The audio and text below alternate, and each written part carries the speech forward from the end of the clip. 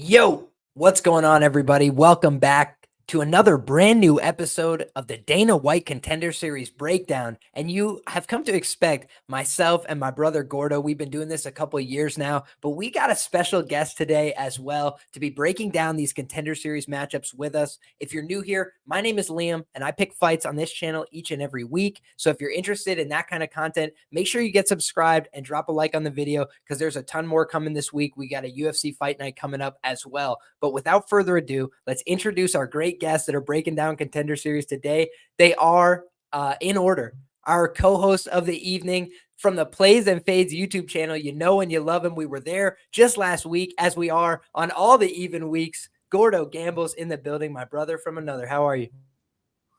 I'm doing quite well, man. Yeah, you say it like that, man. It's been what? This is like year number 3. We only got 3 weeks left of breaking down this season, man. We've been doing this for a while, and there's no one I'd rather be doing it with. But looking forward to breaking down another card.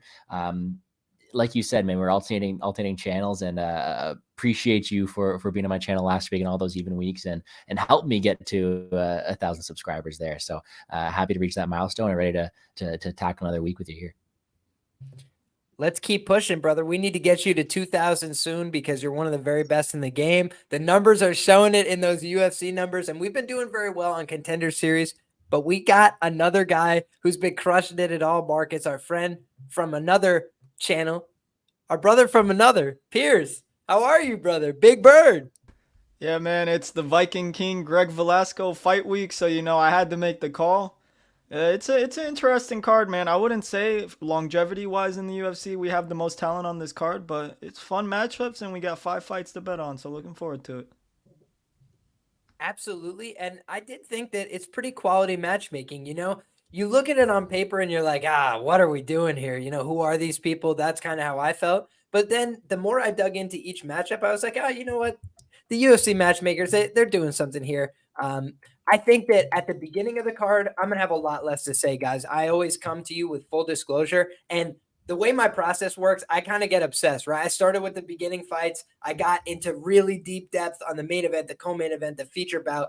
And then I kind of just tapered off in terms of the time I had left, right? I just run out of time to prepare for these shows. So the last thing I was doing before we came on the air is watching these guys from the first couple fights. But I'm not going to tell you, I have this in-depth opinion. I watched 1 or 2 fights from these guys. So with a limited opinion, I'm going to comment on these first 2, but then we're going to go in depth for these last couple fights. And so I'm going to rely on my guests here to kick it off. My brother Gordo Gambles.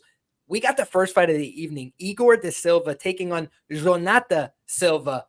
2 Silvas, they're going against each other. It's in the flyweight division. You know it's going to be fast-paced action. Igor de Silva, from what I did see in the limited tape, he seems like a dangerous finisher. He was able to get a finish on the ground via front headlock choke in one of the fights I watched. And in the other fight, he looked like he had dangerous power on the feet. He stalked his opponent constantly. The guy was trying to do jumping, standing guard pulls and all this stuff, and he wasn't really able to get a hold of him. He seems very athletic, strong, good balance. And then on the feet, he was doing a lot of damage. So for me, he seems like a very good athlete here. But Jhonata Silva also showed he could deal with some adversity. He was taken down many times in the one fight I watched, and he was able to get back to his feet. He was able to deal some damage in the shots that he had on the feet. And then by round 3, the other guy had wrestled himself completely into a hole. So how do you feel about this matchup?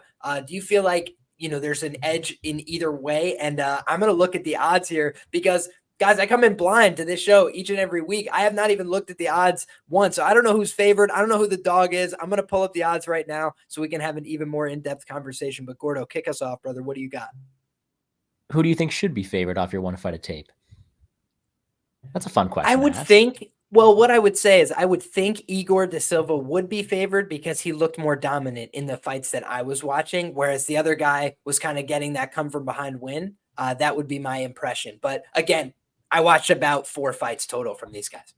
That's fair, man. It's always interesting to see what you expect your friends to see the line as in, because someone who does my tape prior weeks, sees the line open, sees the line move. It's interesting to see what people's reactions are to the way the line's adjusted, right? Because by the time that Liam is looking at these lines, you would think that the market should have corrected itself. The line move should have completed. And it's interesting to see a sharp man like Liam react to these lines. Now, this one here, full disclosure, if you bet on someone named Silva, you should win unless Mike Bell is judging that you should bet a draw, but it is going to be a fun fight here nonetheless. You have to think just based off of the metrics here, based off of just topology looking at these fighters, you have a young 20-year-old prospect, 7-0, undefeated, fighting out of a shoot-the-box style camp here, who looks to be someone that they're trying to promote because he's taken on this guy who, although he's only 26 on the other side, he's only fought once in the last 4 years. You have to think that Igor is the side that they're really trying to promote here, someone who has been the more active fighter, someone who's going to be the more aggressive and, let's say, more polished prize fighter here, this side of things. But truly, this guy is still green. He's 20 years old. There's a lot of things you still have to see improve from him. And although he does show some really good ground tendencies, his striking leaves a lot to be desired for me. I think although he has decent aggression, he does show decent durability. I think that he can be hit. I think he lacks a lot of the technicality you like to see from experience. But considering how young he is and how I think it's been a year since his last fight, and he should be making these improvements. He does seem like the A side to me in this matchup. Flip side of things, when you have Jhonata Silva here, the big red flag is that lack of competition, but still young in his own right, 26 years old. And I do think he has a decent fundamental skill set behind him, but he lacks that raw athleticism. He lacks that ability to go out there and win the physicality battle against someone who is only just 20, but I think will have the advantage here in Igor. So to me, the guy winning most of the ground exchange, winning most of the clinch battles, and being the more physical fighter of the two is going to be Igor. And we add in the fact that he should be the A side of this matchup, being the younger prospect, being more active. And I think the line sits about right where it should. I do agree with the favorite line. And I will say before I continue talking here, because you know how much I love to talk, we do have ourselves a ton of favorites on this one, right? We have minus 250, I don't think we have any favorite below minus 200 here. So it's going to be up to us to find which ones are going to be the parlay busters, which ones are going to stand out here. And unfortunate for me to get the night started, I am taking the favorite. Won't be the case the entire time. I do have some dogs I'm looking at, but I am taking Igor here. I do think he wins this fight at a pretty high clip, being the A side here. Although I will say he is nowhere near a lock to do that just because of his raw inexperience, due to his lack of technical striking there, but he should be the A side here. I feel you, brother. I definitely feel you on that. I think that when you look at this fight on paper, I think that's how a lot of people are going to break it down, right? You got a guy who just looks like the more explosive guy. That's a guy that just sells a little bit easier. You know what I'm saying? Whereas the last guy, kind of the comeback performance, like I mentioned, maybe that'll steer some people away. You definitely saw some visuals that would be a touch concerning, but you're getting that plus money return as well on that side. So I'm curious, what did this one open up at? Do you know, Gordo, off the top of your head? If not, I'll pull it up real quick. Minus 135. Yeah. Oh, go ahead, Pierce, please. Let us know. And by the way, did you crush that? Is that why it doesn't exist anymore? Nah, I missed that one, but I definitely would have played that. But seeing the line right now, it's minus 210 for Igor's, I'll call him Severino because that's his Brazilian name, Severino versus Silva. But I think it's accurate. I wrote in my notes before the odds came out, I would line Igor maybe minus 225, and that's about where it's at right now. So I'm not going to force a bet. And I don't know. I honestly, at this point, I think it's either dog or pass, but more so than not, it's a pass. Just because when you look at Igor, well, he is 20 years old. He's training at the shoot box, not the Diego Lima. I think it's Emilio is the camp. And he's training with like Melt Costa, Mercilli Alves, who's in Bellator doing his thing. He's definitely the guy being brought in, like Gordon said. But I do have my issues with his striking defense. I'm not a big fan of it. I saw him in the Lucas Kenner fight. He got hurt to the body early. He looked like he was about to quit for a second, but he showed some heart. And that other dude shot a takedown, which probably wasn't the smartest thing to do. And I don't know, Jhonata Silva, yeah, he had a long layoff, but this Stipe Breakchick guy for Cage Warriors, he's a good fighter. He's a solid regional scene guy. And my issue with Jhonata is his paper hips. He does struggle a lot with the takedown defense. And you look at Igor, he's looking for takedowns. But I will say with Igor, he does kind of seem to go submission over position. I've seen him jump guillotines, leg locks. So it just comes down to if Igor is going to fight smart, because he is 20 years old. Maybe he's a little green. He could be bound to make mistakes. But another thing I'll note, because I don't think Gordon touched on it, Jhonata actually used to fight at 115 in Brazil. And this is at 125 pounds. We saw in Jhonata, I think he weighed in 125 and a half. So I did notice a size advantage for Igor at the face-offs today. But I guess I didn't really touch on Jhonata. I like his striking, man. He's got good pull counters, and if it stays on the feet, I think Igor is hittable, and Jhonata could maybe weasel a decision. So I wouldn't force a play at these odds because Jhonata, maybe it's a good live bet spot because Igor is front loaded with a lot of his finishes. And Jhonata, he seems to build late, especially in the Stipe fight. Like he had trouble with the takedowns early, but as the fight got extended, he did a good job finding his range, making his reads. He's got a good high kick. But I'll also add one more thing for Jhonata. If y'all caught the fight, I think it was against Cedar Altis. He got dropped so bad with a head kick. He literally got knocked out cold and somehow survived that fight. I just thought that was hilarious to see. So who knows? Maybe Jhonata's a tad chinny, but I'm not going to force a play on Igor at these odds, man. I think it's dog or pass, but like I said, I'm probably going to pass. Yeah, and you did mention that there. I think I was too busy making Mike Bell jokes to really give out a prediction for this one, but he is a smaller guy. I think in previous bouts too, at flyweight, he's only weighing in at 123, 122 for these fights. Smaller dude, and I think in this matchup like this, that yeah, you mentioned some decent pull counter, some decent ability to contend in the feet. This is one where I think there is an advantage on the mat for the younger, larger fighter in Igor here if he decides to take it there. Being younger, being inexperienced, we don't know if he will because he is pretty confident in a stand up there, for better or for worse, which is why the fear is there. But I think the path of least resistance is on the ground if he's able to go there. And due to that, let's say advantage in the size and in the ground, I think that makes up for the close fight on the feet there. So we do have ourselves a favor that I like. I'm with you there, brother. From the early impressions, that's what I was seeing as well. Do you guys have any thoughts on the over 1.5 here for our guy Mushroom? I honestly don't love it, just because it seems like if the guy who's favored to win is like, pretty predicated on first round finishes, it depends on the price, I suppose. I don't even know what it's priced. So let me go check that before I speak out of my hat. It's You minus guys have any thoughts 150. on that? Yeah, Not it's bad. minus 150 in the over 7.5 minutes. And I guess it's just one of these fights where you could see it playing out either way. Like Pierce mentioned, this Igor kid is submission over position. He will jump guillotine. He will go out there and look for these transitions, which I think he could have success in doing so. But at the same time, it's a big risky move because he could end up putting himself in a wrong position that way. He could end up overextending himself and all this kind of stuff. I think that there are better plays on the slate because of the risk of the finish possibilities early on from both fighters. But that's just me. I don't know if Pierce has a better angle on it. I honestly, it's not a horrible price. We got to remember here it's flyweights, and Igor's getting finishes, but it's over these guys in the Brazilian regional scene that aren't the best. They're kind of flaky, and I don't think Jhonata's a fish off his back. He does get taken down a lot, but he seems really aware. He's good at retaining his guard, and I think the under 1.5 is solely predicated on Igor getting a finish because I don't think Jhonata has any early finishing upside. So I don't mind it. Minus 150, not too bad for flyweights. Yeah, and especially a lot of times in the flyweight division, it's a 2.5. So at a 1.5, to just see a slightly chalked over, it almost makes me feel like it's a trap. But when I look at it on paper, it just feels to me like the only thing that I would consider betting on a fight like this, given the current odds, and again, we're dealing with offshores. U.S. domestic books are all over the place in terms of how they open these things up at times. But I'm looking at the sub at plus 400. I don't think that that's the worst look because I do feel like he's a guy that could club and sub as well. To your point, Pierce, about a guy who's pretty tough, basically career on the line. He might not go out easy if you hit him with some strikes, but what do I always say? There's no being a tough guy about a choke. You just go to sleep. So that's what I would prefer to see from him here. And the young man, you guys were saying submission over position. Hey, at plus 400, let's find out. Let's find out, brother. Dude, I'm surprised. I'm surprised they're favoring the KO over the submission. That caught my eye. I didn't make a play on it, but I mean, you look at his record. He's got it's about 50-50 on the subs, but he's definitely a grappler first, and that's probably how he's going to approach this. So plus 400, it should be. I feel like they should be flipped, so that's not a bad play. I like it, my man. So there we have it. Some consensus, on the favorite here, but also a little bit price prohibitive. This is the Contender Series, right? And we've also seen it, young kids, it could be a blessing and a curse, right? Sometimes they come in and they're just not ready for the big moment.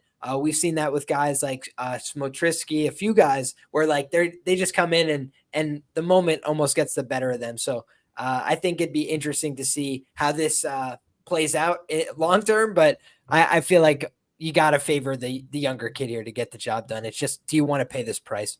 Next up, Kaynan Kruschewsky taking on Dylan Mantello.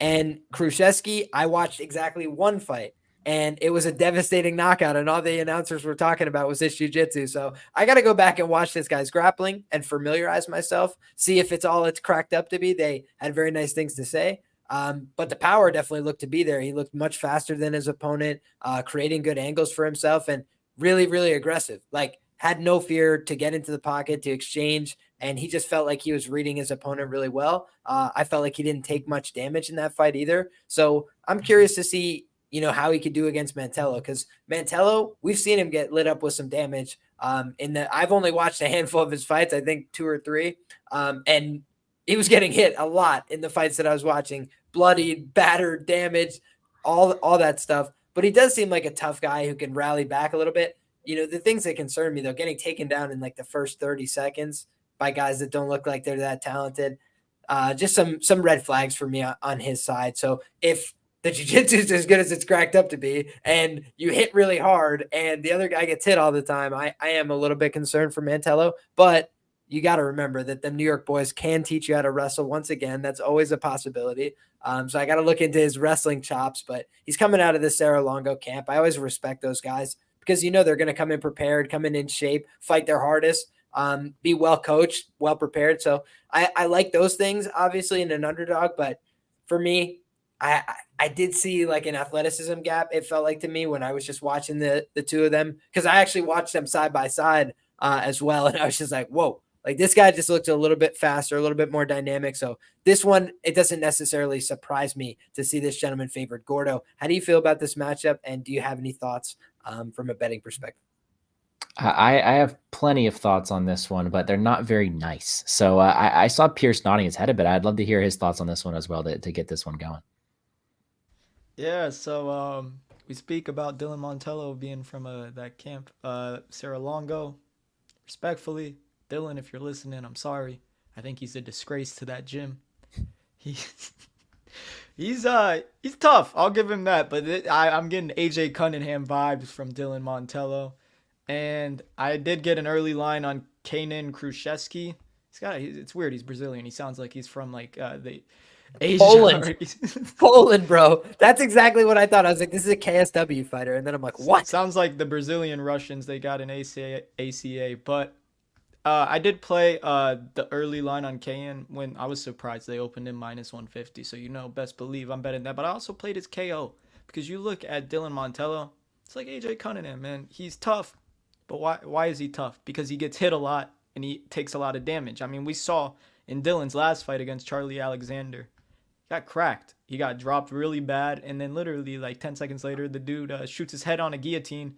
And Dylan found the finish in the first round with 1 second left. So good for him on that. But you talk about Kaynan. He does have, I think he's been a black belt for a couple years now, maybe like 3 or 4 years. But I will say I've noticed Kaynan's fallen in love with his hands recently, which honestly I don't think is a bad thing. I like his striking a lot. He's aggressive.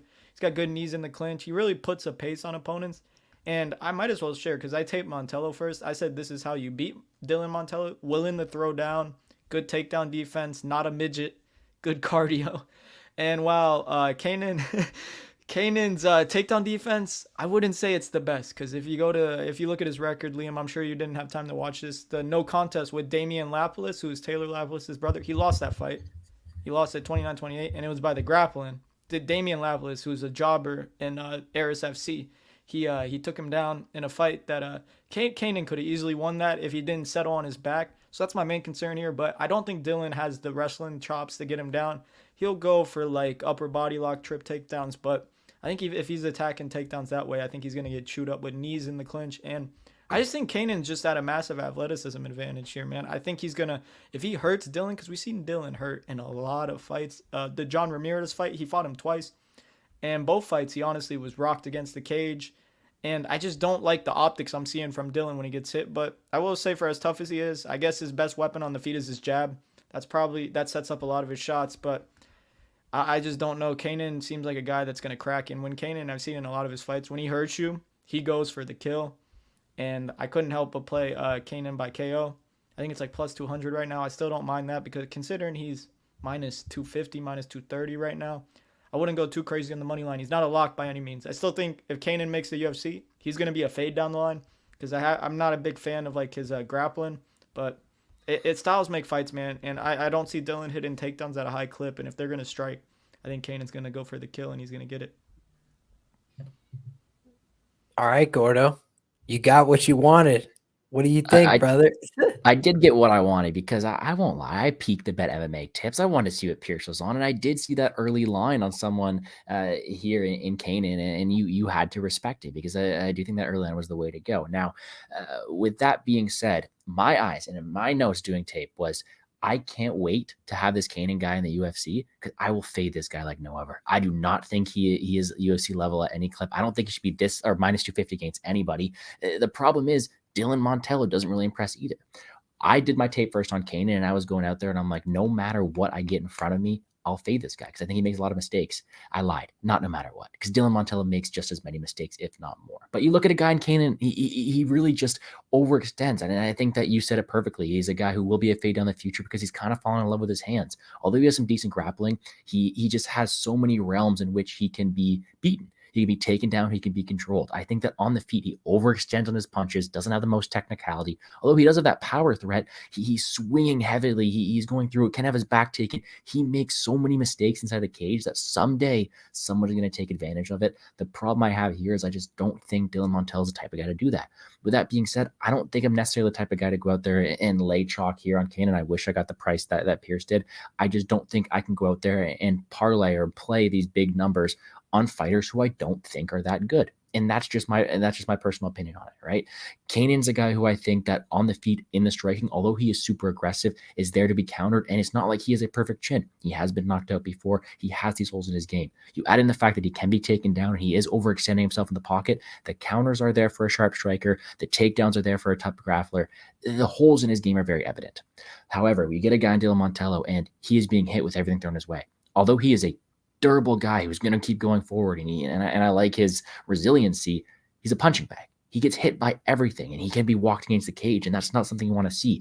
Add in the fact that I don't think he's the fastest striker. I don't think he's the most dominant wrestler. The guy leaves a lot to be desired. The problem I have here is if we have a guy in Mantello who I do think, although he's going to be a slower fighter, does have the ability to land some counters, does have the ability to mix in takedowns. If this line keeps climbing, the same way we saw lines climbing last week, it's going to have to take me to take a small stab on the guy inside the distance because just the way Kaynan overextends himself, the line keep climbing on a Mantello KO is definitely going to be there. That's just my read inside of it. I don't want to force any action on this because I do think this is one of the lowest level fights we've seen in a while. However, when I take a step back and I try to look at the way the UFC is trying to put this together is who's the more exciting fighter? Who's the fighter that they can go out there and put highlight reels on? It's an aggressive guy like Kaynan. And although he can be hit and although we can fade him down the stretch, I don't know if this is the spot to do so. So shout out to Pierce getting the early number. I think this is going to be a stay away fight for me. Although Mantello, I think, has a decent, well-rounded offensive skill set, he lacks the defensive abilities that I want to see against a guy who's as aggressive as Kaynan here. Either way, though, should be a fun scrap. The question I have, because I haven't actually looked at this yet, I saw the lines, I saw the fight, I turned off my laptop, and I said, there's no way I'm betting on this fight. What's the under here? Under 2.5 is minus 2.5 is minus 120. That might be the way to go because I think you have a killer to be killed style here in Kaynan who is going to keep going forward, overextend himself and be caught, or really put on the pressure against a guy Mantello can be hit by anything. It kind of reminds me of that Nguyen versus Cunningham fight like Pierce mentioned last week where a finish should materialize just because of how aggressive these guys are, not because of the most potent finishers. So interesting way to look at it. Shout out to Pierce getting the early number. Might have to look at the under for me, though. And yeah, I was kind of surprised. I'm seeing like the market is pricing Kruschewsky's main path to victory as like a decision, which seems asinine to me. Because he does kind of seem. Yeah, I guess. And you know, here's the other thing. I did want to give him the credit because I watched the Archie Colgan fight when it was happening. Archie Colgan's the truth. And Archie Colgan did absolutely beat him like he stole something, but you know, he fought through that. You know, he dealt with a lot of adversity there. He was clearly the less physical athlete in that spot, and he was at a skill disadvantage, and he was getting a lot of damage, and he never quit. So I don't think of him as like a guy who I expect to quit here, but I just think, you know, the way that these guys fight, somebody's probably getting finished. the other thing I want to say, Mantello by sub would be the other thing I would be kind of interested in here. Just because I feel like, to Pierce's point, like if this fight just plays out on the feet, it seems like he's going to be walking into a ton of traffic. But if he's able to get the fight to the ground, maybe he's able to mix it up a little bit. Long term, though, why do I think Kaynan is favored and going to win and probably the side here? Dana White says all the time they are looking for Brazilian stars, and like 14-1 record, that's fine. They could shine that up. They could give him the lowest end guys in the division. Ike Villanueva, how are you, brother? Let's get off the couch. Like they'll just find some guy that owes a fight, like Alex Reyes from 6 years ago or something, to fight this guy, get him a couple wins. They're trying to build any Brazilian star that they can. And you notice there's 4 fighters from Brazil on this fight card. So I think that they're trying to showcase some of that talent. So for me, that's the other thing that points me to the favorite here. But do I want to lay this kind of chalk price? No, not necessarily. I just think that he's going to get the job done. Next up, I'll add one more thing because you guys were please talking do. about the under. I'm not as passionate as you guys. While I did play as KO, I'm not a big fan of how often Kaynan's fights play out in the clinch. I feel like that's sometimes a concern of his. So maybe it drags out to the over, but maybe it's priced like that because Mantello's never been finished, and AJ Cunningham's never been finished until last week. So it's an interesting price, honestly. But you said Archie couldn't even get him out of there, but like Archie's style is a lot different than Kaynan. Archie has the takedowns that he'll mix in once he hurts you. He's kind of like he gets finishes, but he's a good point fighter. And Kaynan, if he hurts Dylan, he's going for the kill. He's not going for a takedown. Yeah, I agree with you. And also, I feel like he'd be a little bit more likely to mix in the submission threats as well, whereas Archie's a little bit more controlling. So fair play. I think that's a good point. Next up, fascinating fight. This is the fight I started with, guys. I went pretty deep into this one. So I'll start us off on this one if you guys don't mind. It's Talita Alencar taking on Stephanie Luciano. And Luciano Rondinha, she's an interesting fighter. You know, she's got a pretty upright stance. She comes forward, throws a lot of varied strikes, you know, mixing it up with the kicks, the punches, and walks a lot of her opponents down. Has a pretty impressive win over Michelle Oliveira, who I believe is a Brazilian Jiu-Jitsu black belt from Nova União. She's also an IMAFF, excuse me. I probably butchered that, but in any case, you know, the International Mixed Martial Arts Amateur Federation or whatever the hell it is, she was a world champion there as well. So she was highly touted coming into the LFA, and she was able to get a win over her in a very contentious fight. And, you know, the reason that is kind of brought up in these conversations is because it's a very, you know, similar archetype in some ways, where it's a girl that wants to bring in that wrestling and that jiu-jitsu. However, I think the physicality is way different between the two of them. Maria Oliveira, a little bit more long, gangly, and also she's so muscular that it's almost like a hindrance to her game. Like she was gassing out pretty early in that fight, and she also would get like second wins, but then she couldn't sustain them. So I feel like there was a lot of things that were, you know, just a little bit greasy in that fight, right? Where Michelle Oliveira, it was a great win, but I did feel like Michelle Oliveira kind of fell apart there. And like the mental collapse was happening from round one. So I felt like that great win, you know, I could almost take a touch away from that. But then you look at the other wins that she's gotten, it looks pretty decent. Here's my problem. I can't find the fight that she lost. If you guys have found it, I'd love to see it. So the Andressa Romero fight at Fight Music Show in 2022. I looked for it and I couldn't find it. And I'm normally pretty good at finding those things. Granted, I was crunched for time, so I was moving a little bit quicker than normal. But I was able to find most of her other fights. I couldn't find the Tainara Santos fight either in my first scan, but I found everything else from her professional career and watched it. And she seems like a girl that is aggressive. She comes forward. She could push a pace. And so there's a lot of things to like there. She's got a pretty formidable physicality in Rondinha. But now let's talk about her opponent here in Talita Alencar, who I do think has kind of been built up a little bit more steadily for this kind of level, right? Where you've got a very young girl here who debuted at 17 years of age on the other side, where she's taking on a 32-year-old who's a 5-time Brazilian Jiu-Jitsu world champion here from Brazil. She is 4-0, excuse me, as a professional. I watched all of her fights before I got started here as well. 2 of them she ended by finish, I think it was, or 3 of them, excuse me. And then the one decision, the one of them, it went almost the whole 3 rounds, but then she was able to secure the rear naked choke.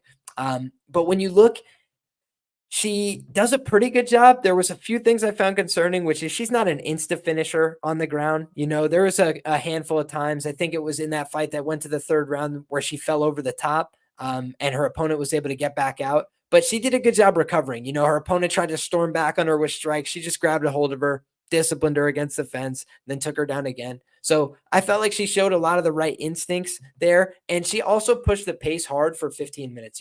That last fight in the LFA was the one that really sold me on what she could do, because she was starting to get lit up a little bit on the feet, right? I think her striking is just poor. And for me, the defining question of this matchup is she able to get takedowns? Because I think if she's able to get takedowns, then this is probably going to look like a pretty clinical beatdown, because I do think she's very good on top. While she's not a perfect finisher, right? I did mention that time she fell over the top. She did such a good job of operating a series-based jiu-jitsu game. It's takedown, pass to the half guard, pass to the full mount. And from the full mount, it's either get to the head and arm series or get to the gift wrap and try and get to the back and start punching somebody in the face. So she just did a pretty good job of being aggressive, relentless on top, and creating a lot of danger for girls. She reminds me, and I think they mentioned on commentary, like a Jacqueline Emerim and some of these kind of girls, that's what they bring, is like they could just create a ton of pressure. If they get on top of you, it's a problem for you. Not just the jiu-jitsu, the fact that they can create all this pressure, they could pin you, they could hold your wrists,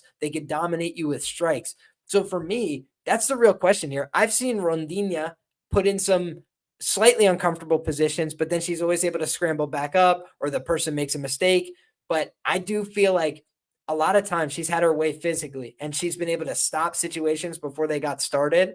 And I'm curious what happens when she gets in extended grappling situations. I'm curious if that's what led to that decision loss that she has. Maybe it was just striking on the feet, but I have a suspicion in my mind that it could be predicated on somebody getting takedowns, because I feel like on the feet, she's an operator. She's a dangerous girl. So I feel like fun fight, interesting scrap. Let me take a look at the lines here, because again, I'm coming in a little blind. It doesn't surprise me to see Alencar here as a minus 215 favorite, but I will say Luciano by knockout is plus 1,000. I feel like if she was to win this fight, that's how she does it, right? I just feel like this girl sometimes engages a little too long on the feet. She's a bit hittable. I would criticize both these women for being too hittable on the feet, but I do think the other girl wears it a bit better. Whereas Talita, sometimes she just looks a little bit like, whoa, like when she gets hit by shots, but she does a good job of engaging back in the wrestling and the clinch. So she's smart enough there. She does a good job with her clinch strikes as well. That's the last thing I'll leave you with on this. I don't think she's a one-note fighter. I don't think she just has that one ability to win. But I would say laying minus 215 when a fight would be like, at best evens on the feet, it is definitely a dangerous proposition in WMMA when she's the shorter girl. But I do talk about shorter people, proximity to hips. I think she's going to get double legs here. I think she's going to get takedowns. And I think if she does, it's going to be real problems. And I wouldn't be surprised if she finished. And the one other thing I'll mention, I wouldn't be surprised if she finished a TKO herself. They're both lined here about plus 1,000 to win by TKO. But I feel like she showed a lot of defensive responsibility in the grappling. I'm talking about Luciano. Luciano didn't seem like a complete fish in the grappling, but I do think the pressure and the dominance physically, she could just sit on her. And when you've got somebody who's 5'1", stout, really strong, and they're just sitting on you with a gift wrap, punching you in the face, they could get the finish that way, especially in WMMA, where you start throwing in a couple of grunts, and then it's all over. So that's what I'm looking for here. Might look for an ends by KO if I can find a good price. But I just feel like these are two really violent girls, and I'm expecting a violent scrap. Wouldn't be altogether stunned if either girl won, but I feel like they both have a path to a finish here. So I like violence as well. What do you think, Gordo? Violence. I like the sound of that for sure. No, it is a very interesting one. And before doing any tape, especially when me and you are going over the tapology a week in advance, it looks like Alencar seems to be the A side. Someone who is an undefeated jiu-jitsu girl, someone who is coming in with all the credentials, someone who is, let's say, propped up for success against someone who does show deficiency here. But you dig in, and there's a lot of red flags on both sides of things. Number one being the age factor here for Alencar, 32-year-old prospect with a lot of jiu-jitsu experience, but really a lack of fundamental striking, a lack of dominant wrestling, and a lack of really just overall MMA sense, right? That kind of factors into Liam's thing, right? The younger fighter with more experience here on the side of Luciano. And what she does have here is also more size, right? She has the ability to be a physical fighter there, pose threats for someone like Alencar. And as much as I think that Luciano has a path to victory to win this, being the more physically dominant fighter and being the more, let's say, well-rounded mixed martial artist, it's only going to take one mistake from Luciano to end up in a problem here with Alencar. And that's the first thing I looked for on tape, was how well can Luciano stay away at range. And what I'm seeing from this is someone in Luciano who, although she's a big, strong girl, she likes to use that size. She likes to use that aggressiveness to her advantage. And in doing so, she really crashes into the clinch. She really crashes into all these things, extends on her strikes. And in doing so, you're putting yourself at close proximity to someone like Alencar to just hop on the back and be a submission threat early on, because that's what she needs. She needs to close that distance. And Luciano's skill set is really going to allow her to do that. Now, and that being said, am I going to go out there and lay minus 210 on someone who I think needs to capitalize off a mistake from Luciano? Not too often. And I'd like to see more offensive wrestling, more, let's say, high level of competition from Alencar before trusting her at this price tag. But I do think she might have picked a win. I do think she has the X factor here, being that fight ending capability on the mat. And I do think that she should be slightly favored, just I don't know to which extent. Look at the level of competition. Alencar's face overall combined opponent's record is 4-5-1, whereas Luciano's is 9-1. She's facing better level of competition, you can say. 5-1, also fights out of a great fight team called Gordon Fight Team. Just had to mention that. And I think that overall it is one that there are red flags on both sides. So with that being said, all the physicality and striking is there for Luciano. She crashed into the clinch too much. I think that submission and grappling success is going to be there for Alencar, at least early on. And I don't mind that violence with you either. I do think Alencar gets it done, but sketchy early goings for sure. It's a great fight on paper. The only thing that makes me nervous about a fight not to go is just that both of these women are really tough. But I feel like they both just have too much danger, and I feel like the pace of the fight will probably force one of these people to gas out. But Luciano did have good cardio from what I saw on tape, at least in that Oliveira fight. She outlasted her pretty easily. Pierce, what do you think about this one, brother? Yeah, so I actually got a bet on this fight. I this morning after I saw the face-offs, I played Stephanie Luciano at plus 225. I think it's a close fight, man. I do think Talita's the rightful favorite, but I'm not gonna lie. I mean, I don't know if she's the A side, because this is I think it's like a month's notice for Talita. Stephanie was supposed to be on it against some other girl from Italy, and she pulled out, and they called up Talita. And my issue with Talita is, yeah, we all know that she's a great grappler, but I think it's a little too early for her, man. She's still green in MMA, man. You look at some of her fights, her wrestling. It's getting better fight by fight. It's not where I want it to be. You tried to compare her to Amarin, and I don't think that's a bad comparison, but I just think she's very green when it comes to like the MMA wrestling. I mean, she's not fighting the best girls. I mean, Kelsey Arneson, she's better than her record indicates, but I don't know, man. When I look at Luciano, I see a young girl, 23 years old. She's making improvements fight by fight, and in the time she was taken down, I didn't see the loss either, but I think I'll be able to find it, and I'll send it to you. But I would assume it was probably the grappling. Hopefully not, though, since I bet her. But I like Luciano. It's like on the mat, she seems aware. She has good technical get-ups. I feel like she is not a fish off her back, where I actually also did play Alencar by sub, what it opened at. I think it was like plus 225 or something like that. I just like to think if Alencar's not getting the sub, if Alencar's not getting the sub, that the line might be a bit wide here. And I think Luciano, if it goes to decision, we saw in her fight against Michelle Oliveira, the commentators were talking about how much of a high credentialed black belt Michelle was. Could play out like that fight. Maybe it's Talita can't get takedowns, she's pulling guard. And maybe it doesn't go under just because of the fact that Talita might just fall to her butt.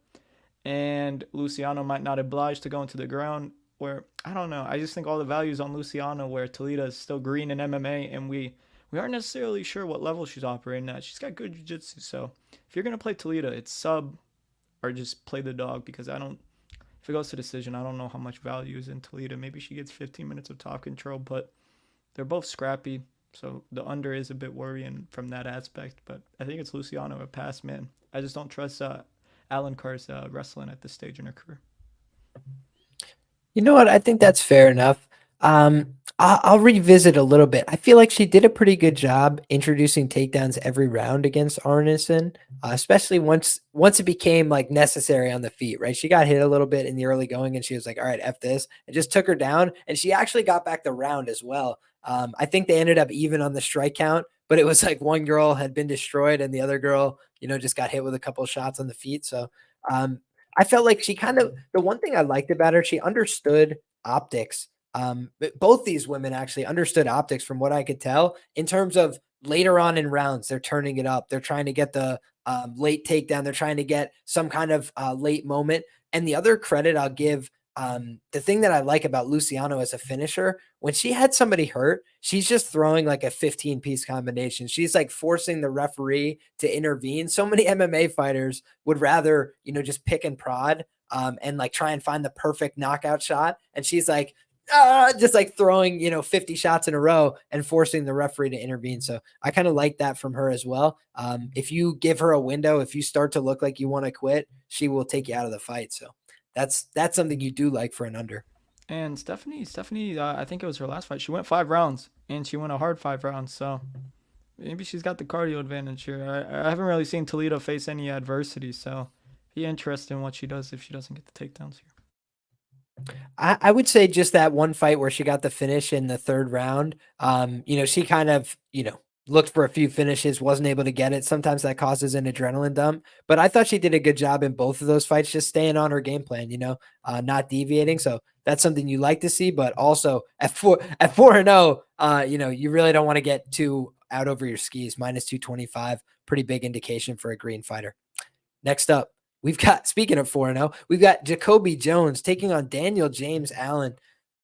And this fight doesn't seem to be as easy as the records indicate on paper to me. JaCobi Jones, definitely a good fighter, dangerous, really powerful. That last fight, he looked like a murderer, right? Just like nasty elbows, great power, does a good job of getting after his opponents. But you look at the losses, he's been submitted a couple times. You look at the fights where he's had some adversity to deal with, he's been out wrestled, a few times. He's been taken down. What was that kid's name? I'm drawing a blank on his name. I got to pull it up. Logan Paxton. Not even him. Not Christian even him. Turner. There's another one. Yes, Christian Turner. Thank you, brother. The Christian Turner fight, Turner was taking him down multiple times, putting him in really bad situations. I feel like that's kind of concerning, for a guy that has a wrestling background and is supposed to be really good in those situations. He kind of just makes some I would even give him a pass on the Worms armbar. I mean, that was beautiful. And the guy missed weight too. So, kind of just a little bit of, nothing you could do, but he was pissed. And he had said, like, I prepared to not get armbarred here because I got armbarred in my amateur days. And then he got armbarred, that could be a little bit damaging to the confidence. And the one thing that just stood out is I always look for like parallels in terms of archetype of opponent.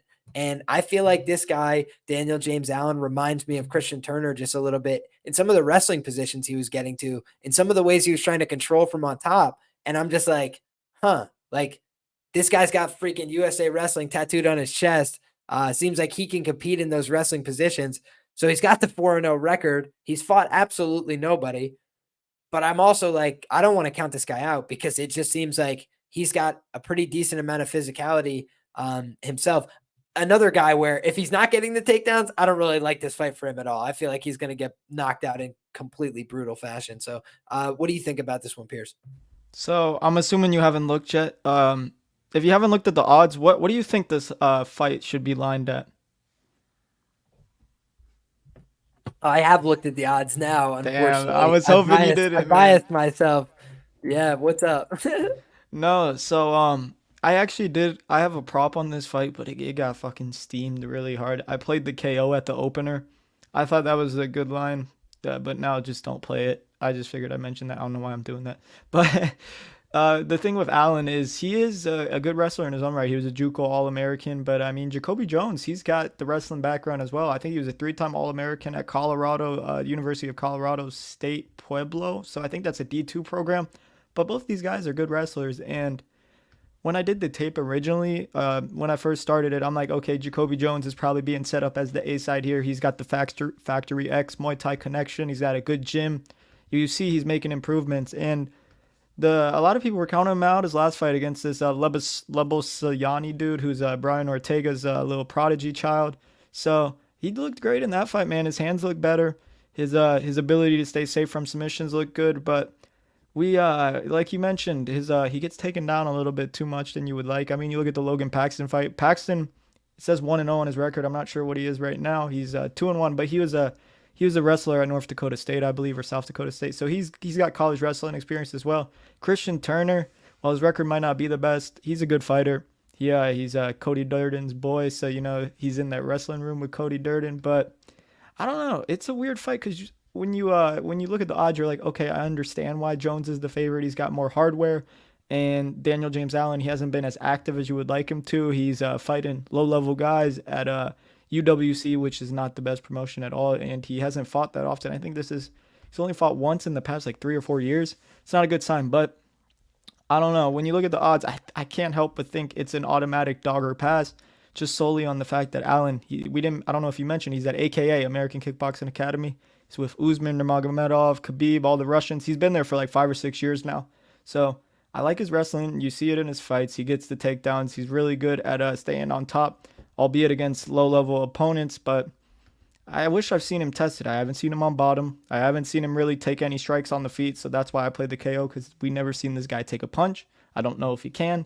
But if Allen's getting takedowns here, man, I think he's definitely the side. And when you look at the odds, it's plus 262 right now. I don't know what I'm going to do with this fight. Maybe wait, see if it gets bigger. But I'm probably going to have a small play on Allen. I feel just because there's a lot of unknowns here. And we've seen Jones taken down. And that's Allen's MO, is the wrestling.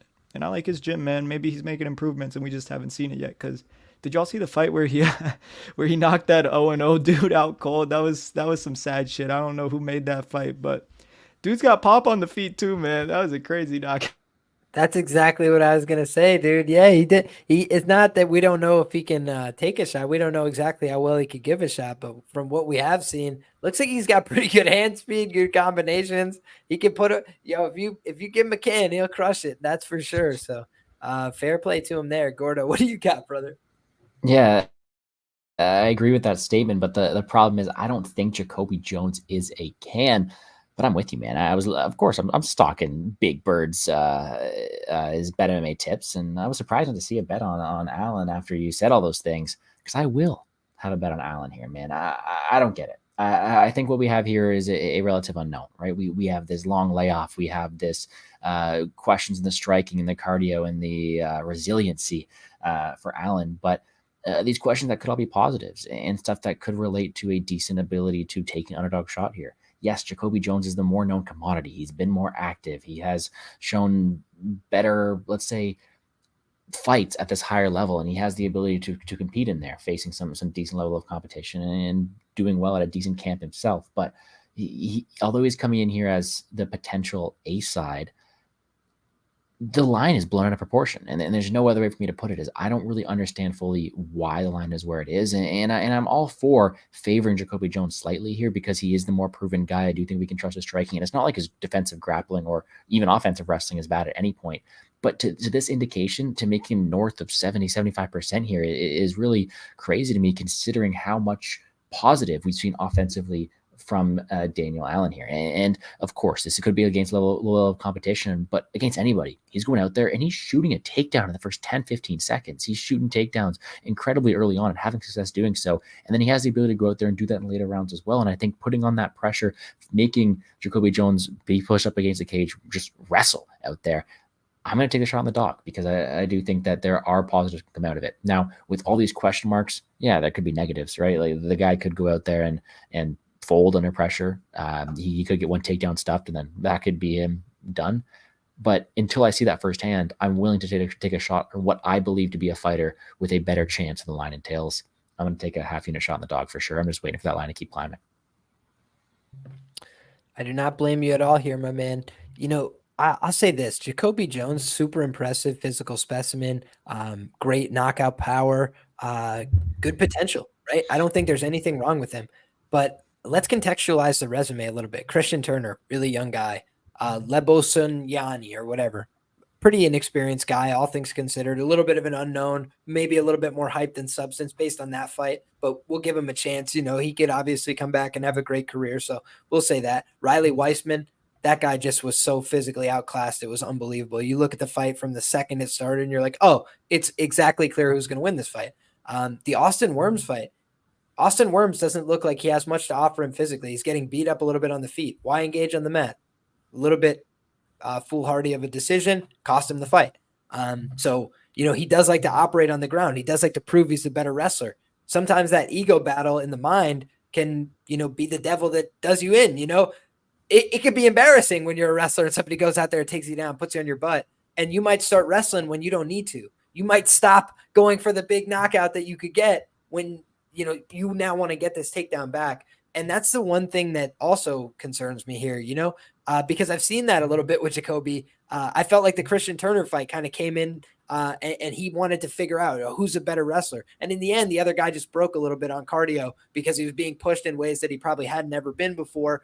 And after he had some success on the feet and he probably got excited, he kind of got his dreams crushed and the guy was getting back on top of him and he just wanted a way out of that fight. So when I look at this fight, I feel like Daniel James Allen, huge opportunity here, virtual unknown, coming in with a big plus money tag. And again, we're going to be looking for a parlay buster on this card, right? Talita Alencar, you can make a case for why, the UFC would love to have her at this point. Because here's the other thing. Rondina, if she loses, no skin off their nose. They could easily rebuild her, bring her back next year. She gets signed just like a lot of girls, just like what's her name? Polastri, just like how many other girls that you bring them in. They're a little young. They're a little fresh. Okay, no problem. We brought you in against somebody good, but we saw some potential in you. Let's do it again. That easily could happen. Whereas this other girl, it's like right now. For these two guys, I feel like this is anybody's ball game. So yeah, man, I think JaCobi Jones definitely should be favored here, but I would not put this at anything over 2-1 based on his style. He gets into a lot of volatile exchanges. There's a couple times I thought against Lebassioni that he got rocked, but he just did such a better job of landing the damaging shots, coming forward, keeping the pressure on, that the other guy was just wanting a way out of that fight, I felt like, in the first round. So what would happen if somebody can resist him into that second round, into that third round? I think that's going to be an interesting question. And I think Daniel James Allen could pose some of those questions. So let's find out. I'm leaning towards the dog here as well. Please go ahead. I'll add one more thing from a market perspective, because I remember I had a small bet on him his last fight against Jean Paul. The market doesn't even know what type of fighter JaCobi was. He was like plus 180. I remember he might have closed damn near plus 200 in that fight.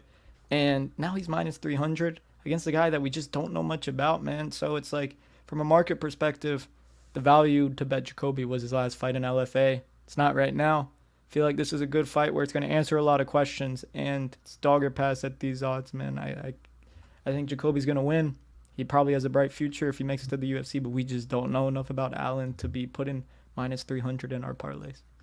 Yeah, and people can be saying things about the record of these guys that he was fighting and all that stuff. I agree with you guys. He hasn't been fighting anybody good, but he's been getting some experience. And here's the other thing. Austin Worms is a 5-5 fighter. Let's just call a spade a spade. Like, you're getting submitted by 500 guys on the regional scene. So I know the guy missed weight. I know it was an emotional fight and all this stuff. That wasn't that long ago. So to say that like he's just got this lights out game, that there's nothing that could go wrong here, I don't really see that with his game. I feel like there's definitely a lot of volatility in the way that he fights. Another lightweight fight here that I think is ending inside the distance, personally. But the one thing is, Allen maybe stretches it out. I just feel like he's probably going to be looking for advantageous positions. And JaCobi is a guy that fights like balls out 100%. Like, he's not a guy who's looking to fight for many decisions, brother. He's looking to fight for finishes. And you saw that in the last fight. You heard Gilbert Melendez on commentary. He's like, they're not going to need 3. He could tell early on. And I think that was the right read. Speaking of guys that may not need 3, We got the heavyweights, boys. We got the swangers, the bangers, the 265-pound laddies about to get in there for this main event. So we will break it down for you guys. But what I want to ask as we do, please just drop a like on this video if you've enjoyed what we're doing so far. If you have questions, comments, or concerns, go ahead and fire those off in the comment section below the video. And make sure you get subscribed to the channel for a lot of fight talk, especially about this Dana White Contender Series coming up in the near future. So, boys, let's get into it. Main event of the evening, Shamil Gaziev taking on Greg Velasco. And I know that my guy Pierce is fired up about this one. I want to give you guys one little nugget here as we get into it, because our guy is from Bahrain, Shamil Gaziev. He is fighting out of Manama, Bahrain.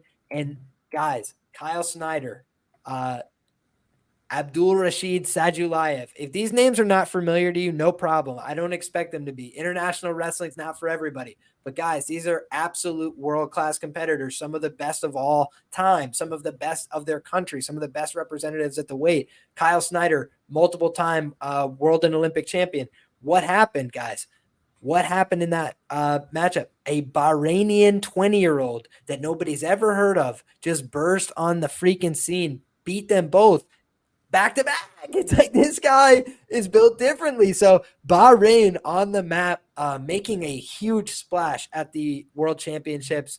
A lot of shakeups in the World Championship brackets. USA putting on an absolute show. You know, we had to represent with our Aaron Pico wrestling shirt today. But overall, just wanted to give that little shout. So Pierce, I know you got stuff to give for the other side for Velasco, but Narrative Nation had to have their say first. Bahrain's on the map, and they got a heavyweight competing here who's got some wrestling chops of his own. Them double legs were not playing around on the regional tape that I watched. What do you think of this one? Man, don't cock tease the people like that, man. I don't have a lot to say about this one, man. It's when we look at this matchup, I mean, Gaziev, Shamil, he's minus 600. Velasco's plus 425. I'm not one to be playing Gaziev at minus 600. I'm maturing as a bettor. I'm kind of staying away from these long parlays. I mean, we got Bruno Lopez a couple weeks back, where Ribeiro, that was a Brazilian G.I. Joe. Greg Velasco, you know, he's like, you see him at your local Bojangles, and he's a big boy. He's a little bit of a D- athlete is the best way to put it, but tough kid. You don't see many heavyweights going for heel hooks. I'll give him that. And Velasco, he makes a lot of mistakes, I will say. Never trust a guy that lost a striking decision to Hamdi Abdal Wahib. That happened. It's not fun to watch, but it happened. And Greg Velasco, he looks to get off on his grappling. I would say that's probably how you would describe his style. But for someone that grapples a lot, his takedowns aren't necessarily the best. And my problem with him is he goes for a lot of sacrifice throws, and he's ended up on bottom as a result of that in a lot of his fights. And Shamil, I mean, you can tell by the name. I thought he was Russian until Liam said that, but that's crazy because Bahrain? It's a very small country, so to see them have someone on the MMA stage and then the wrestling dude you mentioned earlier, that's good to see. And maybe the UFC is trying to hit that market. And I think this is a pretty obvious Gaziev setup, so it's just a matter of how we're approaching it. I see the under 1.5 took a lot of action the past couple hours. It opened around like a pick'em or like slight favor to the under. It's now like minus 200 now. I do see some Gaziev round one at plus money. So that's probably the way to play it because I don't think Velasco's getting an early finish. I think the under is all Gaziev. And if you were to pick how you think he's going to get it done, it's got to be KO. While he does have some submissions on his record, I don't think his jiu-jitsu is that good at all. Honestly, I don't think Gaziev, I think he's a bit overhyped, but he's got a good matchup in front of him. Maybe Velasco's a good live bet because I'm not playing Gaziev pre-fight. Velasco could maybe have a cardio advantage, but I mean, we've seen in a lot of his fights, Velasco, like in the Ronald Koeman fight, he got mounted. He was damn near losing like the first 7 minutes of that fight, and then he turned it around because Koeman kind of quit. And we've seen Velasco go through a lot of bad position in his fights, but it's probably going to be Gaziev round one. But if it gets extended, be careful because I don't know if Gaziev has the best cardio. We've seen him go to a decision in a fight that said split. It shouldn't have been a split, but even then, it was a little bit suspect. And I don't know. It could be interesting if Gaziev can't get takedowns here, but even on the feet, Gaziev is probably a much more powerful striker. He is a bit of a liability defensively. I just don't think Velasco is going to be the one to find his chin. But down the line, if he fights a power puncher, be careful. Maybe it's going to be Velasco, but I highly doubt it. Probably going to be Gaziev round one, ground and pound, but can't touch it, man. It's minus 600 heavyweights, man. I know better. I feel you there, my man. And we've got Shamil, on the one hand. Who would I compare him to? He's like let's even call him like a Sergey Pavlovich light, right? Like let's call him like a guy that's got some power on the feet, but if the fight gets extended, might get a little sketchy. He's got the takedowns, doesn't always use them. Sometimes just engages on the feet and looks to knock people the hell out. But sometimes he just takes people down, barrels them out with ground and pound shots, right? So trying to find an archetype there. It's almost like a reach. I'm like pulling for straws. I'm trying to find something that fits. The other guy is Roy Nelson, okay? The other guy is a young Roy Nelson. That is what Greg Velasco is to me. How many guys do you see with that big old belly that are jiu-jitsu aces, right? That's what this guy kind of seems like to me. And by jiu-jitsu ace, I mean for the heavyweight division, guys. You don't need to be freaking Johnny Ashigarami to be a heavyweight leg locker, right? Look at Cyril Gahn just going, give me that ankle, and just falls back for it. And Dante Mays is like, no, let go of me, straight ankle locks in the UFC heavyweight division, right? When you look at this guy, he's gotten some interesting finishes, Greg Velasco. The heel hook from bottom. I was talking about the thing that stands out to me the most about this guy is that he has great survivability on the bottom position.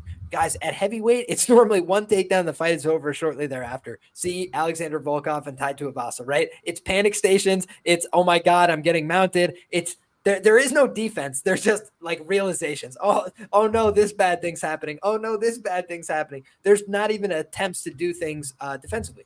Whereas this guy, Greg Velasco, is looking to regain positions. He's looking to go deep half. He's looking to enter legs. He's looking to do a lot of things to just make people uncomfortable if they want to hang out on top of him.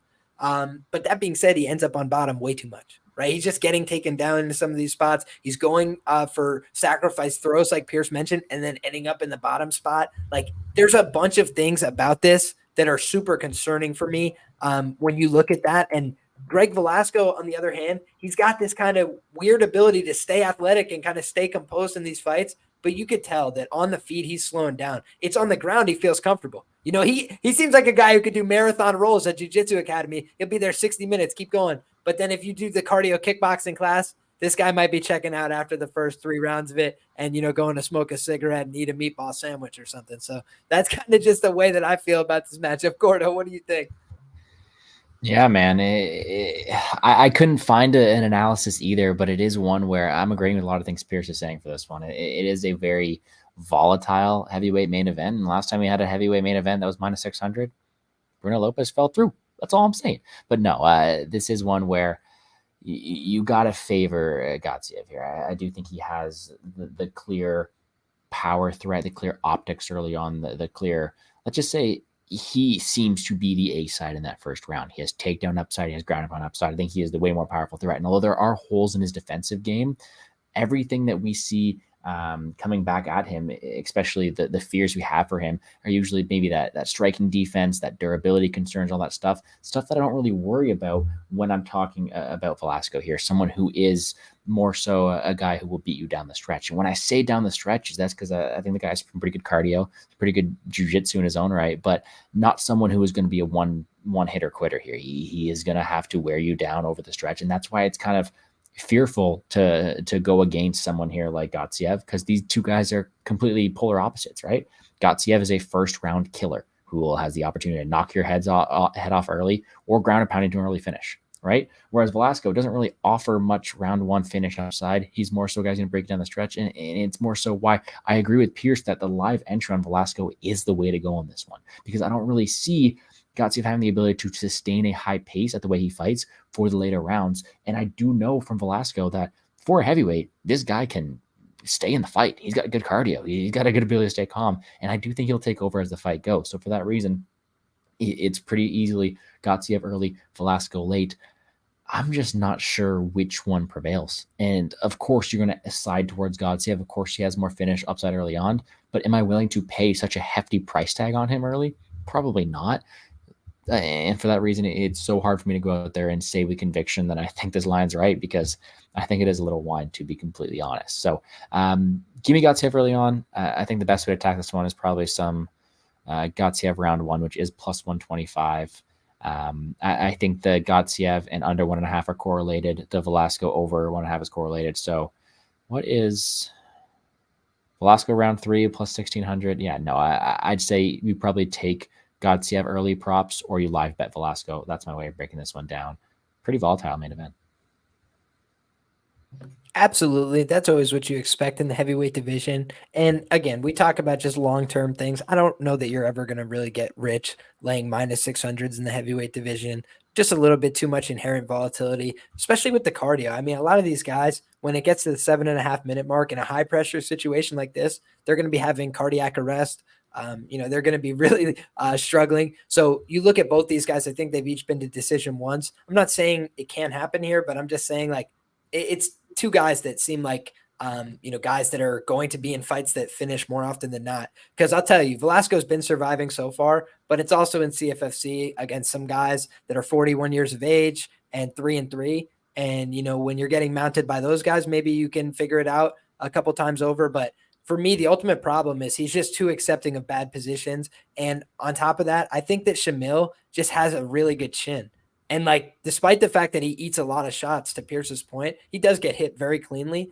He just seems like a guy that's going to continue to stalk forward and throw these big shots. And I feel like he's more athletic and hits a little bit harder. So I feel Velasco is probably just going to end up taking the worst of it while it's on the feet. I feel like if it goes to the mat, he does have some opportunity to introduce volatility with the submission threats.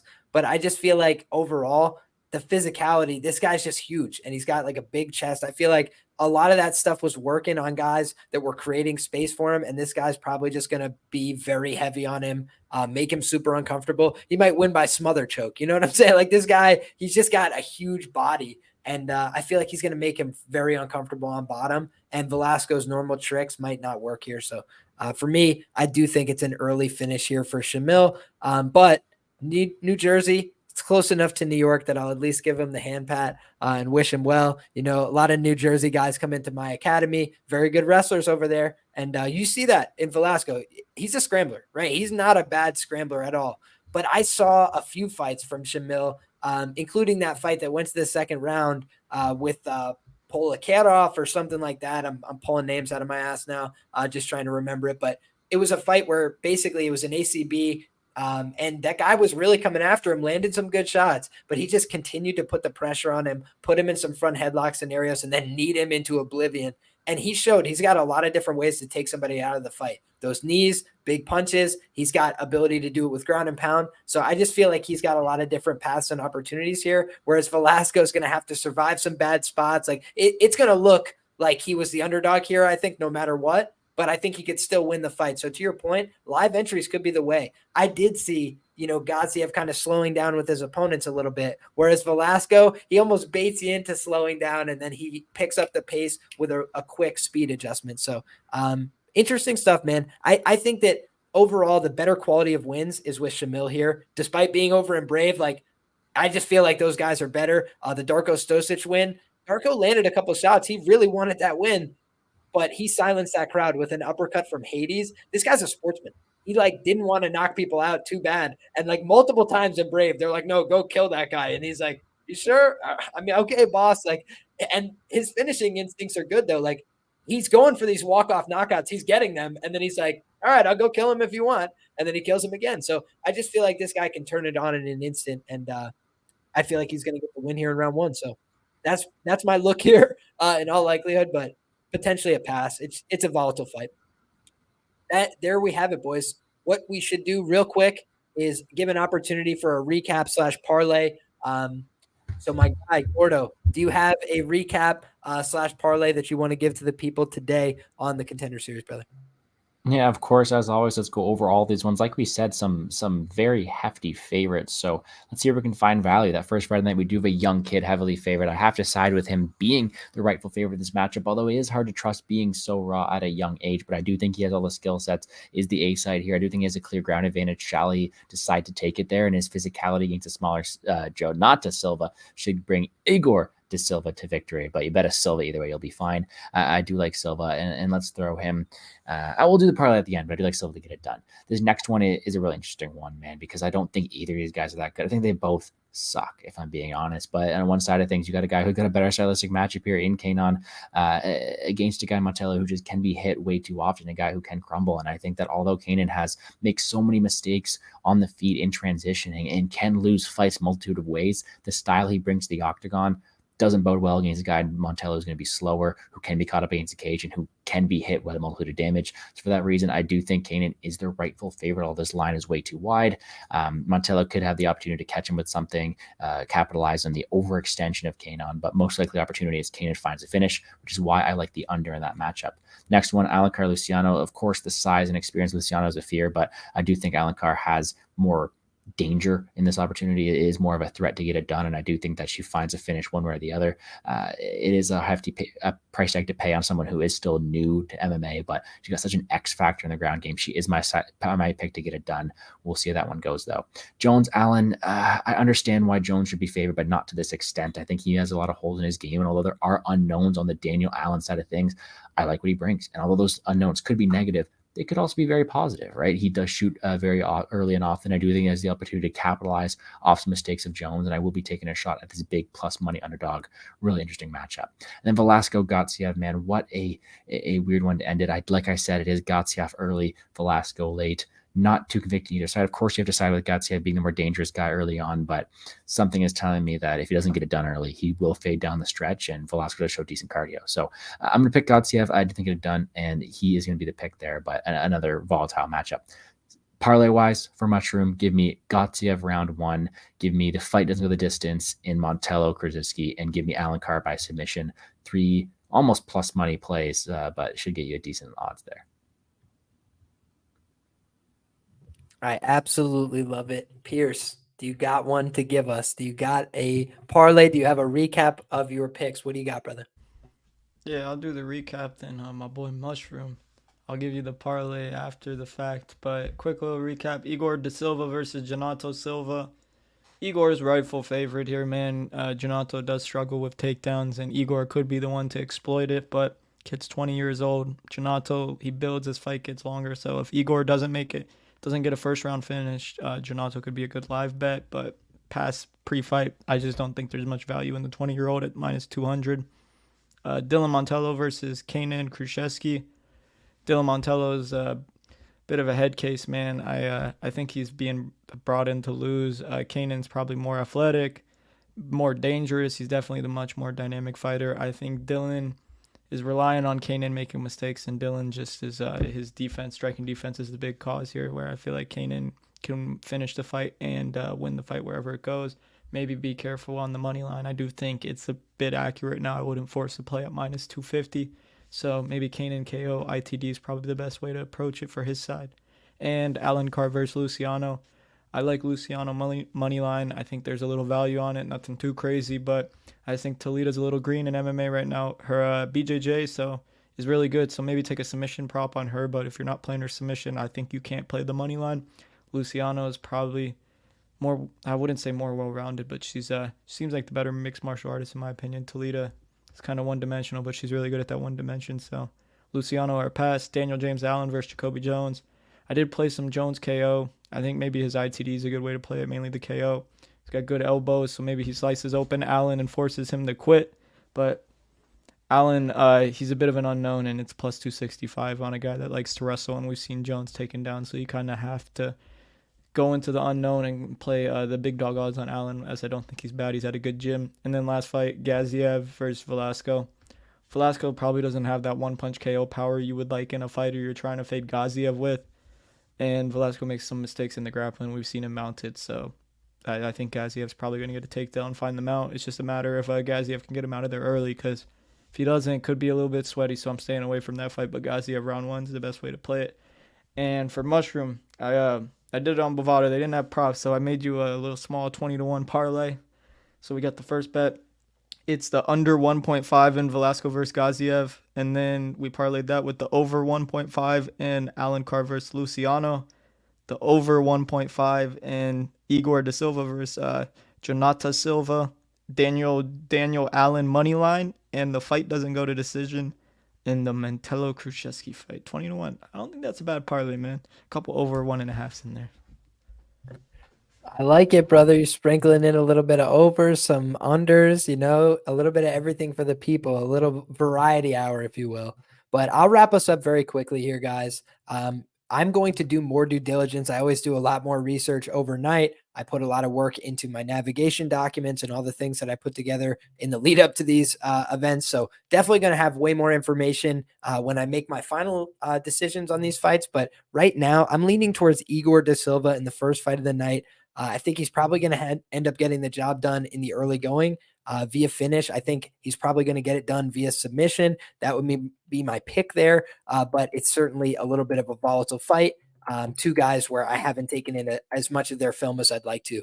For Kaynan Kruschewsky, I think he probably gets the win here based on what I saw from him in his last fight. He looked fast. He looked dynamic with the hands. He appears to have a ground game as well. Seems like he's the A side being brought in here to win. I know that they're looking for Brazilian stars. I do like to take into account what the UFC is trying to do with their matchmaking. And Mantello, here's the other thing.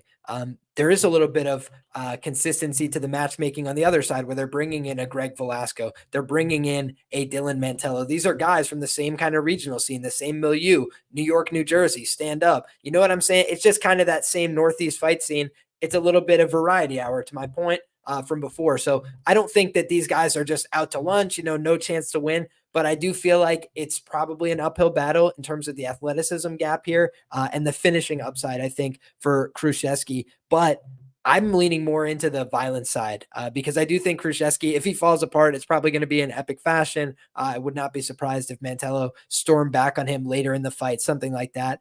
But he's also been chin checked in the first round before, so don't want to count that out. As for the women's fight, I went really deep on this one. I feel like it's probably going to end inside the distance. I feel like whoever has their way here is going to get to some really dominant positions. However, Luciano, the one thing I will say is if she wins this fight, I would be a lot less surprised if it went to decision because she does sometimes keep her distance, throw her shots to the legs, things like that. When she's going against talented jiu-jitsu players, she kind of knows the distance she needs to keep to score points, not force the referee to stand it up and negate some time off the clock. So that's my concern there. But she's a very dangerous striker on the feet. She's very aggressive. She comes forward. She looks for the finish. She hunts the kill. And her opponent does the exact same thing, but with the grappling. And she's not hesitating to throw ground and pound. She's not hesitating to try and get off with strikes, use elbows to set up opportunities to go for subs. So I feel like she's live to win the fight via either method if she's on top in those dominant positions. But if she's not, I feel like she's very live to get knocked out. Both these women are quite hittable in my view, and they're going to exchange. I don't think either one of these women is willing to take a step backwards long term. I feel like they're both going to come forward. So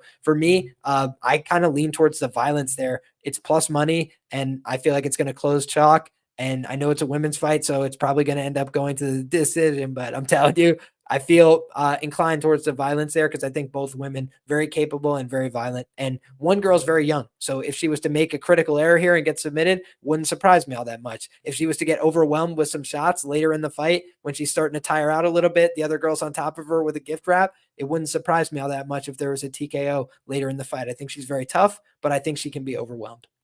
JaCobi Jones and Daniel James Allen. I'm with Pierce here in terms of leaning into the underdog value, in terms of leaning into a guy in Daniel James Allen who is certainly an unknown, and JaCobi Jones projects to be a slightly better athlete from what we could tell. But what I also saw is that he struggled with a lot of the positions that Daniel James Allen is looking to create. Daniel James Allen seems like a guy who knows where his bread is buttered. He's looking for takedowns. He's looking to get on top, but he does have some natural athleticism. He does have some power on the feet, and he can look for finishes of his own. So I think Daniel James Allen in this spot is a live underdog. And at the plus 250 tag, I think it's a dog or pass situation.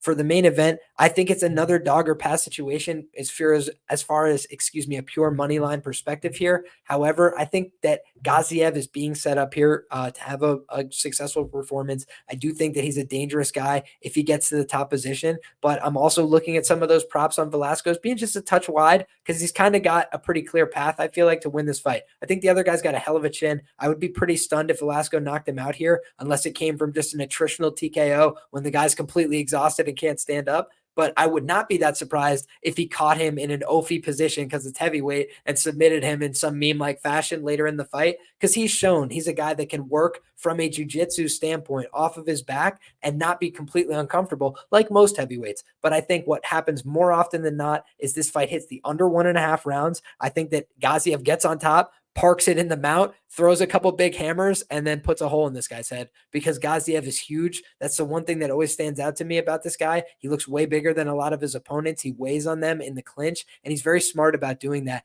And a lot of times what I saw from Velasco is that he's tying up with people and kind of like his arms start to tire out by the 7.5 minute mark as well. So if that happens here, I actually think that Velasco will be the one who gets finished, in round 2. If the same thing happened that I saw in the last couple fights where he's like shaking his arms out and having to get that second wind, because Gaziev does continue to push that pressure until he's got nothing left. He's a guy that kind of runs until he's on E. So I feel like this fight's ending inside the distance at a very high clip. I think that that's fairly priced here. So overall, there you have it, guys. As far as my little parlay here that I threw together, this is what I'm going with, okay? If you want to keep it, a little bit more on the conservative side here, you go with this is degenerate parlay. So how conservative can you get? But we're talking about a plus 434 on the main event under 1.5 rounds. And the fight doesn't go to decision for the women's fight, as well as the Mantello Kruschewsky fight.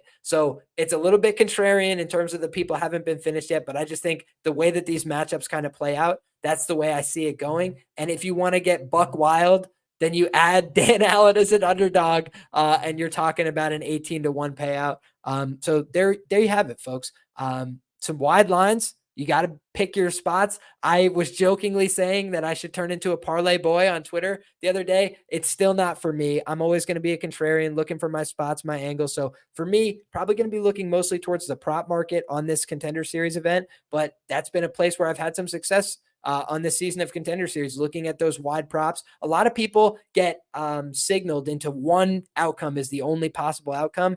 And I always just look at how could it go the other way. So that's what I'm going to continue to do. And that's what I plan on doing for this card. So boys, the last thing I'll do is just have you let the people know where can they find the great work that you're doing, and we'll get the hell out of here. Sounds Gordo, good. start with you. Yeah, for sure, man. No, I appreciate you having me on as always, man. Like you said, man, a couple of years now, going to be almost 3. I was looking back just for fun. We're going on to it. And no way to show the evolution of the sport than seeing Dylan Mantello go in there. No, I'm just kidding, man. There's a lot to go, but we do have ourselves a fun night of Contender Series tomorrow night, as well as 3 more cards left, if I can count properly, including 2 videos to be done with Liam and possibly Pierce on the Plays and Fades YouTube channel. Be sure to check me out there, as well as my full card breakdown for the upcoming UFC Vegas card this weekend. I also throw a best bets video in every week, so a bunch of content to check out there. Just hit 1,000 subscribers. Already looking for my next goal, so please be sure to check me out there. And on Twitter at GamblesGordo. I think I'm like 5 followers away from 4,000. So I appreciate everybody tuning in here, and wish everyone the best of luck on their betting endeavors this weekend. Tuesday, Dana White Contender Series Tuesday. I need to get to bed, man. Both of them. Go to bed. Dude, feel free to sign off. I know my man's got alarms set. He's got an exam in the morning. So an absolute soldier pulling through. And guys, I just want to say, unless it's absolutely clear already, go ahead and subscribe to the Plays and Fades YouTube channel. Go ahead and hit that bell for notifications. The kid is absolutely hot on UFC, Contender Series, everything. He's very good at what he does. And we're going to be there next week, so you don't want to miss it. Make sure you go ahead, get subscribed right now to our guy Gordo, and all the information that you need is in that description box below. Pierce, let the people know where they can find you, brother. Yeah, man, I'm just around on different videos, but I give out free picks on Bet MMA tips. Big Bird UFC. We're not going to have UFC next week, but I do make most of my money in the regionals. We got PFL Europe and Cage Warriors next weekend with no UFC, so stay tuned to that if you want to be up to date with the bets. And yeah, thank you guys for the platform. As always, make sure y'all to subscribe to Gordo and Liam. And hopefully we all can make some money this weekend. This Tuesday. Sorry, it got me tripping too, man. It's 1 a.m. over here. But I remember we said last time Liam said that he was on a big underdog in the main event. It was Brinson Ribeiro. Took DK like 2 weeks to pay everybody out. So if Greg Velasco gets it done, maybe it'll take a month. But be careful. My man Liam's dog hunting these days. Only if it's by sub. And I have not advocated the Velasco money line bet outright, but I would say if you're going to bet a money line side on this, I mean, you're going to lay minus 750 at heavyweight. I mean, you could look like a genius if it's one takedown and it's over, but we know that that's not how every fight plays out. And we've seen Velasco survive those kind of exact situations regionally. So, yeah, I don't want to get too out over my skis here with the chalk, but it's a fascinating fight card. I'm excited for it. Guys, the last appeal. Make sure that if you haven't already, drop a like on this video. 54 of you still stuck around live all the way to the end. Appreciate each and every one of you guys. Make sure you get subscribed to the channel. We talk fights. We talk Dana White Contender Series, UFC. Might even have a little Bellator preview this week because there's a certain somebody on the card. So we might have to give a little love to that promotion. You know what I'm saying? But if you guys enjoy these kind of fight talks, then you're going to love everything that we have to offer on this channel. So go ahead and get subscribed. Appreciate each and every one of you guys. God bless. Good luck. Hope that you guys cash out on Contender Series tomorrow, and hope that you guys are here for all the fun because we're coming back later in the week to do it all again. Take care, everybody. Thanks again, and make sure plays and fades next week for week number 8. Take care, everybody. Have a great night.